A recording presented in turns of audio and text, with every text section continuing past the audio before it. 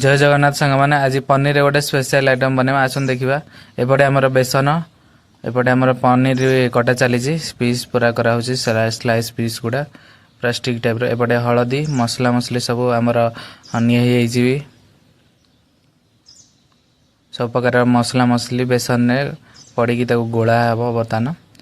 गोल देकी सब मसला पड़ जाइए स्वाद अनुसार लुण नहीं जापर अल्प अल्प करके आम पानी दबा पानी की अधिक पानी हेले डोटा लगभनी आमर पनीर देहरे तेणुक एपटे पनीर उपर किसी मसला पकईदे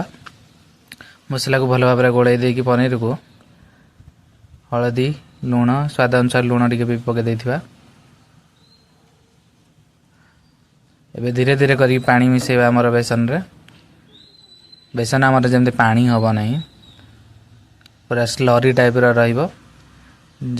आमर पनीर देहरे पूरा अच्छा पूरा भलसे गोटे कटिंग हो खाइले आलू क्रिस्पी लगे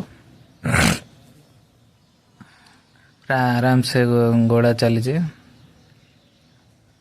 पूरा भल भाव मिक्सिंग करदे जमी आम सब प्रकार पाउडर पड़े ना मसला मसली पाउडर से पाउडरटा जमी मिक्स हो पूरा भल भाव में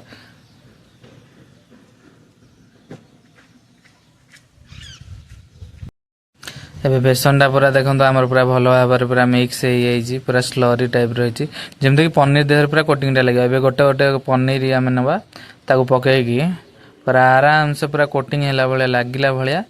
गोटे पर गोटे लगेगी आमर एपटे कड़े बस गरम हो गला तेल तेल ए गरम हो संपूर्ण भाव में एवं गोटे पर गोटे पकईवा कड़ईर कैपेसिटी अनुसार आम पकईवा अधिक पकईवानी ना लगी लगी पूरा भल भाव में पूरा क्रिस्पी टाइप रहा भाया पूरा कड़ा कर पूरा छाणीदवा कड़ा करके छाणीदेला पूरा सस लगे खाई मस्त लगे आपण भी थरे ट्राए करंतु एबे आमर पनीर भल भाव में पूरा कड़ा ही छणा हो गोटे पात्र को बाहर करनवा पूरा भल भाव में कड़ा ही छणा हो देखंतु एबे आमे गोटे पात्र सॉस टिके पियाज गार्निश करदबा सोया सॉस खाइबा ओफ कि टेस्ट पूरा बोबाल लगुच जो माने भेज खाउछंती वेजिटेरियन